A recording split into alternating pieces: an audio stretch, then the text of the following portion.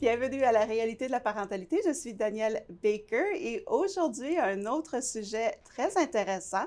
On va s'adresser en particulier aux mamans, aux femmes qui, des fois, se sentent comme elles se sont perdues euh, comme individus dans leur parentalité, mais c'est quelque chose qui se transfère à n'importe quelle réalité. Donc, c'est pas nécessairement pour les mamans, ça peut être pour n'importe qui.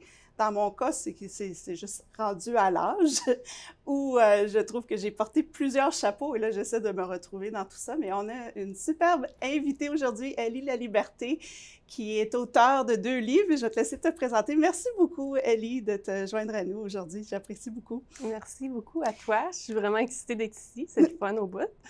Oui, si tu peux nous parler un peu de ce que tu fais, puis après ça, on tombera dans le sujet. Mais Oui. peux-tu te présenter, s'il te plaît? Oui, absolument. Donc, mon nom, c'est Ellie Laliberté. Moi, je suis autrice ou bien auteur, n'importe quel terme que vous préférez. Puis aussi, je suis coach en pleine conscience. Puis je fais ça depuis quelques années. Je vous dirais que ça fait au moins une bonne dizaine d'années que je suis auteur. Puis dans tout le côté spiritualité, puis pleine conscience, ça fait depuis l'âge de 21 ans. Donc, je ne vais pas dire l'âge que j'ai, mais ça fait quelques années. Puis ouais, présentement, j'aide des femmes justement avec les transitions. Donc, les femmes qui sont en transition particulièrement, soit des divorces ou des pertes ou vraiment comme essayer de se retrouver elles-mêmes, vraiment. Fait que la conversation qu'on va avoir aujourd'hui, ça va être vraiment bien parce que c'est ce que je me concentre dessus. Ça tombe vraiment dedans, c'est ça, mais j'apprécie beaucoup. On va prendre une courte pause et au retour, on va vraiment tomber dans le sujet de pourquoi, comment et comment qu'on peut se ressortir de ça pour se retrouver dans tous les chapeaux qu'on doit porter. On se revoit après la pause.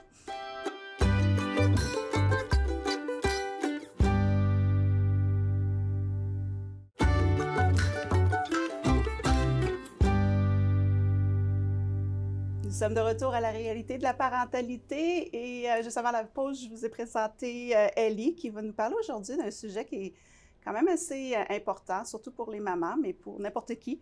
Et c'est la réalité que souvent on se perd, on perd notre identité dans les rôles qu'on doit jouer comme parents, comme conjointe, comme n'importe quoi, tous les chapeaux qu'on porte. Alors, ce que j'aimerais te demander dès le début, c'est quelle habitude qu'on développe de tes expériences? On aurait des habitudes qu'on développe au cours de notre vie qui pourraient nous mener à ça plus tard, de réaliser que, attends, je ne me souviens plus qui je suis, puis est-ce que tu pourrais nous dire un peu c'est quoi ces habitudes-là? Oui. Bien, dans le fond, moi, je le vois pas mal plus comme, pas nécessairement de développer des habitudes, c'est pas ça vraiment qui est en train d'arriver, c'est plus que on se crée une identité à devenir maman. Puis ça arrive, je pense, même avant d'avoir des enfants. Donc, avant même d'avoir l'idée de devenir maman, on essaie de se créer un rôle dès le début, de s'accrocher à cette identité-là pour devenir quelqu'un parce qu'on ne sait pas qui on est sans ces rôles-là. Donc là, on parle comme maman, mais ça peut être n'importe quoi d'autre aussi. Je veux dire, Ouais. on est tout le temps en train de s'accrocher à les rôles qu'on a dans notre vie. Donc, je te dirais que c'est plus de commencer, surtout les femmes qui commencent, qui vont avoir des enfants ou qui viennent juste d'avoir des enfants, c'est de réaliser comment ne pas s'attacher à cette identité-là, puis de vraiment comprendre que tu es un être avant d'être une mère. Ouais. Même si c'est un désir que tu veux tellement avoir, il ne faut pas que tu t'accroches à ce désir-là, puis que ce désir-là devienne ton identité, parce que tu es beaucoup plus que juste une mère. Puis je pense que c'est ce qui arrive avec les parents, malheureusement, c'est qu'en bout de ligne, ils veulent tout te donner dans ce rôle-là, dans cette identité-là, parce qu'ils pensent vraiment que c'est qu'est-ce qu'ils sont. Mm-hmm. Fait que c'est de commencer à comprendre, vraiment, c'est qui qu'on est, nous, en tant qu'être, avant de commencer n'importe quoi d'autre qui est à l'extérieur de nous dans notre vie, tu sais. Puis des fois, c'est pas évident parce qu'on n'a pas été appris comme ça. Malheureusement, on a été comme montré par comment nos parents nous ont élevés, puis eux, leurs parents, tout ça, c'était très générationnel, mais on a oublié vraiment rapidement l'essence de qui on est. Puis là, après ça, bien, on pense qu'en devenant mère ou devenant n'importe quel autre rôle vraiment qui est très, très important pour nous, que ça va régler ce côté-là de nous. Mais dans le fond, c'est juste qu'on est en train d'ignorer encore l'essence de qui on est, puis on met tout sur quelque chose qui est à l'extérieur de nous. Donc là, ça va devenir, comme mère, ça va être sur les enfants. Ouais. Puis si les enfants, ils nous plaisent pas de certaines façons, dans la façon qu'on veut les élever, bien là, ça va venir affecter cette identité-là qu'on... Ouais. Tu sais, fait que c'est vraiment de commencer à comprendre un autre, je te dirais, paradigme, si je peux dire ça comme ça. Puis dans ce que j'enseigne vraiment, c'est tout le côté... En anglais, on appelle ça witness consciousness, mais je vais le dire en français pour les gens puissent comprendre. Ça s'appelle le témoin de la conscience. Puis c'est vraiment, qu'est-ce que ça veut dire? C'est de commencer à devenir le témoin. Donc, de commencer à regarder cette identité-là que je me suis accrochée à d'une façon impersonnelle qui fait en sorte que je suis capable de me détacher justement de la souffrance que j'ai quand que c'est... Tu sais, on est dans l'attachement, dans l'identité, on se crée de l'anxiété, on se crée beaucoup malheureusement, de problèmes émotionnels avec tout ça. Donc, c'est de commencer à juste regarder notre vie d'une façon complètement différente. Puis ça veut pas dire qu'on est rendu qu'on se fout de nos enfants, puis on se fout de notre rôle. C'est ça. Mais c'est de commencer à comprendre qu'on n'est pas le rôle. On joue un rôle, vraiment, c'est ce que c'est.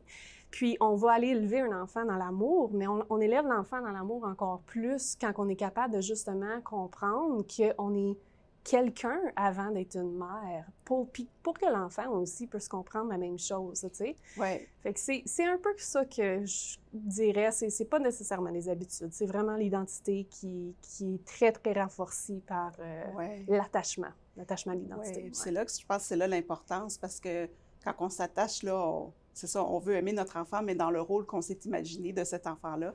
Donc, de prendre ce recul-là, puis de voir, d'observer. Et puis, c'est vraiment drôle que tu aies mentionné ça, parce que justement, surtout comme fille, quand on est jeune, on nous donne les poupées, on joue à la maman, on prend soin de... Il y a tellement d'attentes ou de... Je pense pas que c'est pas que c'est voulu, c'est juste que ça a toujours été comme ça. Donc, on a, dès la jeune enfance, appris qu'on a un rôle à jouer, qu'on doit être quelqu'un d'autre. On met l'emphase sur qui on va devenir plutôt que qui on est vraiment. Donc, est-ce que tu pourrais peut-être, pour aller en lien avec ça, nous partager peut-être des trucs, des astuces qu'on pourrait même enseigner à nos enfants plus jeunes? Puis là, on parle de filles parce que c'est un peu dans le sujet, mais ça peut être pour les garçons aussi, là, n'importe qui.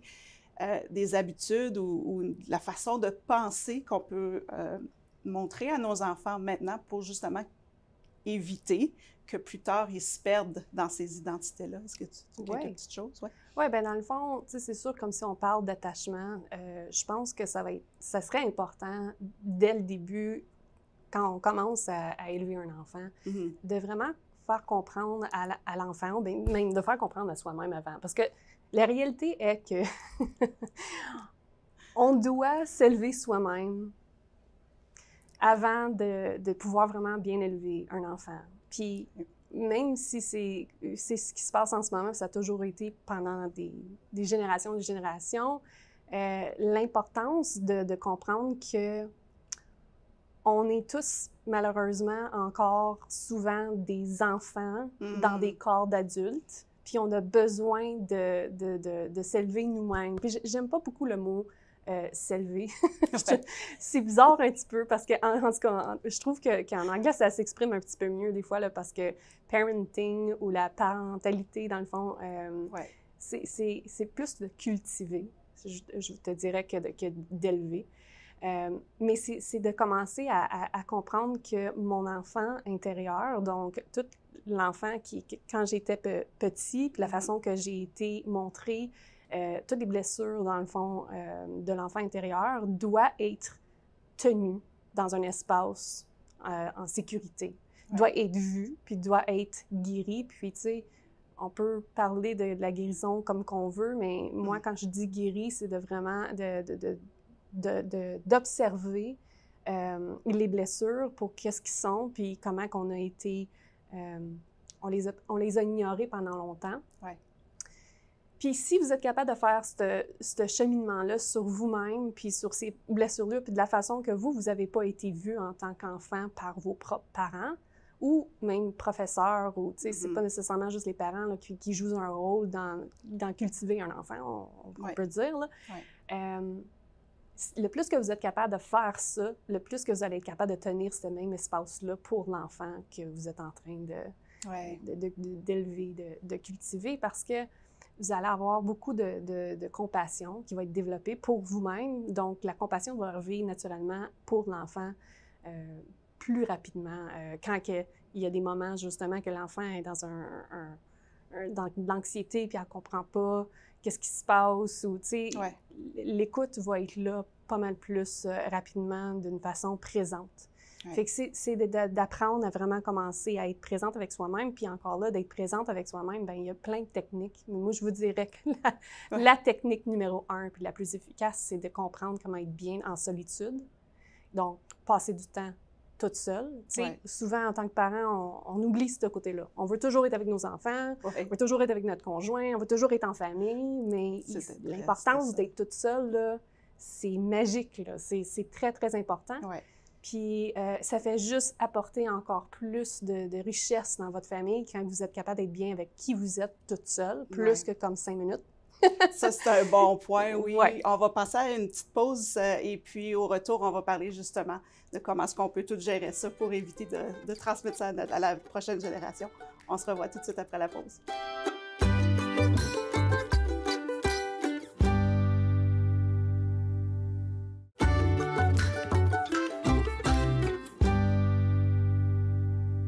Nous sommes de retour à la réalité de la parentalité avec mon invité Ellie Laliberté. Ça fait beaucoup de « et » tout ensemble. Alors, juste avant la pause, tu parlais là, de qu'est-ce qu'on peut faire pour commencer jeune, plus jeune, ou comment enseigner à nos enfants de ne pas s'attacher à un rôle ou à une identité comme maman ou comme conjointe ou quoi que ce soit, que c'est vraiment important là, de prendre ce recul-là puis de prendre conscience de nos réactions aussi, je pense, devant nos enfants, de dire « Oh, OK, là, je suis en train de lui associer un rôle. » Puis tu as mentionné un peu d'être confortable dans la solitude. Ça, c'est une des premières étapes. C'est tellement important. Je suis contente que tu aies mentionné ça parce que je pense que c'est une des choses les plus difficiles quand on essaie de combler ce vide. On essaie de se garder occupé pour justement pas faire face à la réalité qu'on a présentement. Donc, est-ce que tu peux élaborer un peu plus sur c'est quoi justement dire « je suis correct de rester seule puis de prendre ce temps-là de solitude pour pouvoir me ressourcer. » Oui, excellent. Oui, mais dans le fond, tu sais, d'être seul avec soi-même, ça ne veut pas dire d'être seul au monde. Isolé. Isolé, seul au monde. Oh, je ne suis pas capable de rester toute seule, je ne suis pas bien. Tu sais.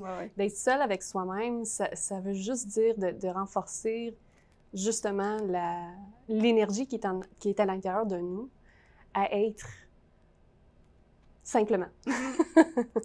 Puis de ne pas avoir d'attente à qu'est-ce que ça veut dire d'être seul, justement. C'est de comprendre comment être dans notre côté naturel. Quand on est dans notre essence, tout vient naturel parce qu'on est présente. C'est sûr que c'est pas facile de commencer à être seul avec soi-même parce que qu'est-ce qui arrive, c'est qu'on est toujours dans notre tête. On est toujours dans nos pensées, puis c'est vraiment notre tête qui est dominant dans notre vie, malheureusement. Puis moi, je vais dire l'ego est dominante. C'est comme ça que j'associe avec les pensées, tout ça. Donc là, c'est de commencer à sortir de l'ego qui est vraiment l'identité, la personnalité qui a été formée par notre conditionnement depuis longtemps, puis de prendre ce temps-là à être seul, puis à commencer à observer les pensées, à observer des schémas émotionnels qui se passent à l'intérieur de nous qu'on n'est même pas conscient. Fait qu'au début, c'est pas facile parce qu'on ne sait pas trop quoi écouter. Mais c'est ça. La beauté de répéter, parce que dans le fond, c'est de la répétition. Toute la spiritualité, les pratiques, c'est de la répétition comme n'importe quoi. Puis, si vous êtes capable de prendre juste 5 minutes par jour pour être en silence avec vous-même, donc vous allez être capable de commencer à observer qu'est-ce qui se passe dans vos pensées, puis vous allez voir à quel point que « Oh my God!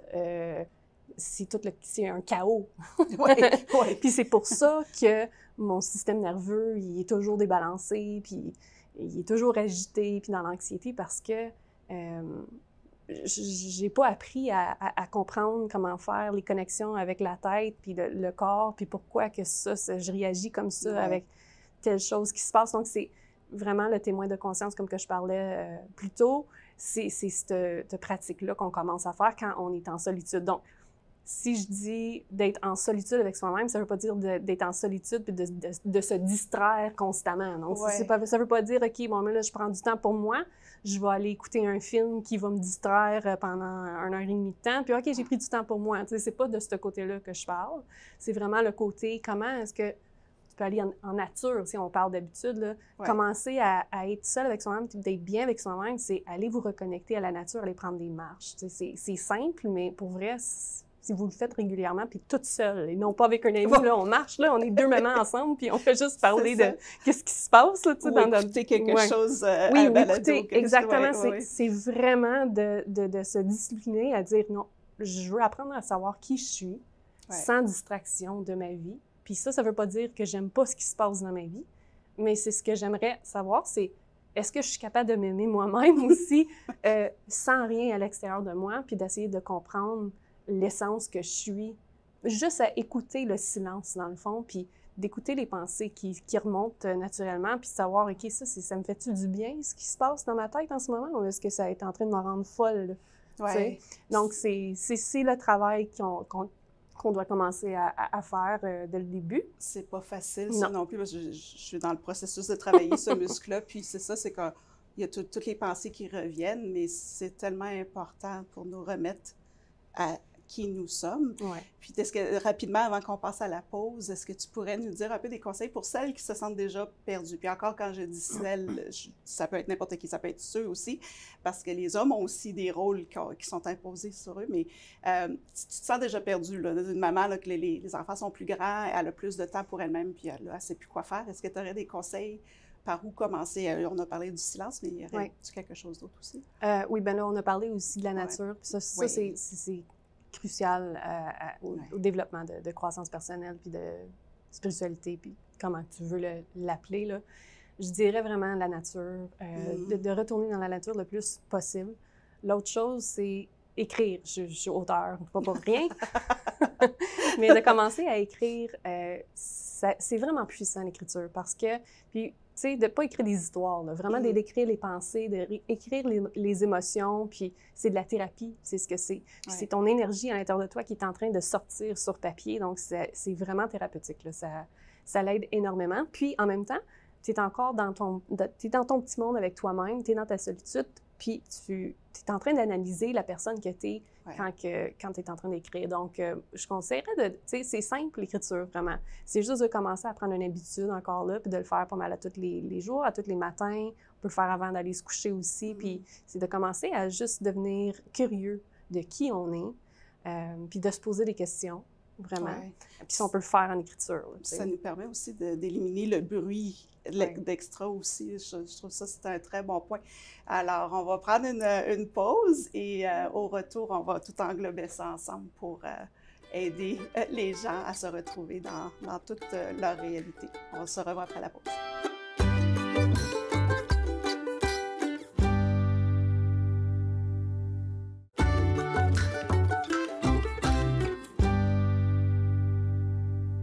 Nous sommes de retour à la réalité de la parentalité avec mon invitée, Ellie Laliberté. Et puis, juste avant la pause, tu parlais de certaines petites choses qu'on peut faire pour se retrouver en tant qu'individu, plutôt que tous les chapeaux qu'on porte. Est-ce que tu pourrais élaborer un peu plus? Tu avais mentionné la nature, l'écriture, d'être confortable à être dans le silence, dans notre solitude. Est-ce que tu as d'autres choses à partager avec nous? Oui, absolument. Donc, il y a aussi le côté que ça va pas vraiment tant que ça avec la solitude, mais en même temps, c'est quand même, ça se complimente parce que on apprend à connaître qui on est à travers des autres aussi, mais des autres qui nous ressemblent. Donc là, on peut commencer à rejoindre des communautés. Puis, quand je parle de communauté, c'est pas nécessairement des communautés d'autres mamans qui vont juste parler de comment que c'est pas merveilleux ou quelque chose comme ça, c'est tout le côté négatif, mais plus une communauté d'individus, justement, qui veulent comprendre leur identité, leur essence, puis de retrouver comme un sens de, comment je pourrais dire, un nouveau sens à la vie, à part de tous les rôles qu'ils ont à prendre. Donc, souvent, c'est des communautés spirituelles et non pas religieuses. On doit faire la différence entre les deux. Genre, je suis pas là pour commencer à dire aux gens de s'entrer dans des cultes ou des religions, mais vraiment des communautés. Il y en a plein. Il y en a plein, surtout sur les réseaux sociaux, comme moi, ça fait longtemps que je fais partie des communautés, juste pour me garder toujours dans cette énergie-là, parce que on s'entend que quand on commence à faire ce travail-là, c'est pas si facile que ça, parce que là, on entre dans un nouveau monde, où on se rappelle d'un nouveau monde, parce que c'est vraiment ça, c'est qu'on n'est pas vraiment en train de découvrir quelque chose de nouveau, on est en train de se rappeler de qui on a toujours été. Mais ça veut dire que souvent, on se désassocie de plusieurs personnes dans notre vie ou bien de la société comme telle, de comment on a été montré, tout ça. Fait qu'on veut avoir une communauté qui va venir supporter ce côté-là. Donc, moi, je conseille de regarder pour une telle communauté comme ça. Ça peut être une communauté juste de femmes, comme que ça peut être mix aussi, mais c'est des gens qui vont vouloir parler de ces sujets-là, qui vont vouloir comprendre leur essence, puis c'est tellement beau parce que c'est vraiment comme ça qu'on apprend à être vulnérable, qu'on apprend, et non pas nécessairement d'être dans le côté victime de la vie, la mentalité du victime, là, mais vraiment de comprendre, de se comprendre entre nous. Donc, la communauté, c'est très important. Puis, une autre chose absolument que vous pouvez commencer à faire, c'est vraiment de commencer à lire des livres de croissance personnelle, de spiritualité. Ça, c'est bien, mais vraiment, l'importance dans tout ça, c'est de commencer à intégrer. Donc, oui, c'est bien d'avoir plein de connaissances. Il y a beaucoup de gens qui ont beaucoup de connaissances parce qu'ils lisent beaucoup de livres, mais ils sont encore perdus parce qu'ils ne l'appliquent pas. Donc, c'est de trouver des façons à l'appliquer. Puis encore là, je vais revenir à être en silence puis commencer à faire de la méditation. Ça, c'est une autre chose. C'est simple de faire la méditation. C'est de revenir à sa respiration. Vous pouvez faire ça 5 minutes par jour. Puis c'est vraiment juste 5 minutes par jour pour commencer. Puis éventuellement, vous allez aimer ça, puis vous allez vouloir en comprendre plus. Donc, méditation, communauté, ça va tout ensemble. C'est tellement important aussi. Puis de revenir au positif, parce que c'est très facile de retomber dans le négatif. Le coaching peut aider avec ça. Donc, juste pour englober, pour finir tout ça, est-ce que tu peux parler un peu des services que tu as fait de coaching et on pourra rajouter les informations par après? Oui, absolument. Donc, le coaching, c'est sûr que c'est important. Comme moi, quand j'étais dans ma phase que j'essayais de retrouver la personne que je suis, j'avais absolument besoin d'avoir un mentor, quelqu'un qui était pour me coacher, puis vraiment m'épauler dans cette aventure-là, parce que c'est beau de toujours faire le travail par soi-même, mais des fois, c'est le fun d'avoir quelqu'un qui va venir nous questionner des choses qu'on ne sait pas trop comment, tu sais, pour se faire guider, dans le fond, tu sais. Donc, oui, moi, j'offre ça, c'est sûr, pour les femmes. Vraiment, encore là, c'est pour les femmes. Ça peut être en transition, mais c'est toujours, moi, je pense qu'on est toujours en transition, dans un sens. Absolument. D'apprendre à connaître qui on est, c'est une grosse transition. Donc, puis c'est une transition qui est difficile aussi. Donc, oui, j'offre ça. J'ai aussi un livre qu'ils peuvent lire, 2 livres qu'ils peuvent lire. Donc, ça peut commencer. Puis on va laisser l'information. Je te remercie beaucoup, Élie, pour ça. Et pour tout le monde, on va vous laisser les informations et on se revoit la prochaine fois.